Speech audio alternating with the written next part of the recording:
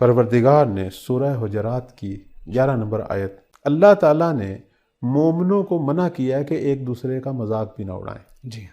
مذاق سے جس سے اگلا جو ہے وہ ناراض ہو، اس مذاق اڑانے کو بھی ظلم سے تعبیر کیا گیا، یعنی ایسے اشارے کیے جانے، ایسے القاب بنائے جانے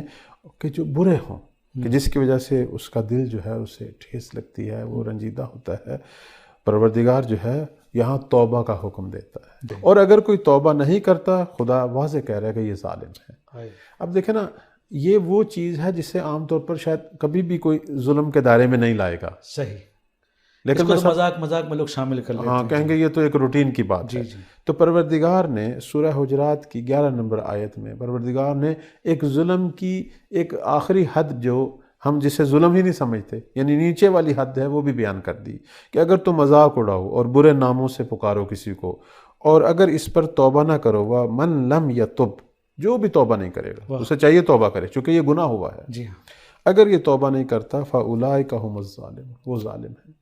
تو اب دیکھیں، جب ایک مذاق اڑانا اور کسی کا برا نام لینا ظلم ہے، تو اب اس کے اوپر چلے آئیں۔ قطع رحمی ظلم ہے، کسی کا حق لیا ہوا ہے، مثلا پیسے لیے ہیں، اسے نہیں دیے جا رہے، یا اس نے آپ کے پاس کوئی امانت رکھوائی تھی، اب آپ اسے واپس کرنے کے موڈ میں نہیں ہیں، یا کسی کا حق جو ہے وہ کسی کے ذریعے ختم کروا دیا گیا ہے، مثلا جیسے شوہر کے ذریعے جو ہے اس کے بہن بھائیوں، والدین کے حقوق جو ہیں وہ ختم کروا دیے گئے ہیں، یا مثلا آپ دیکھیں کہ گفتگو کے اندر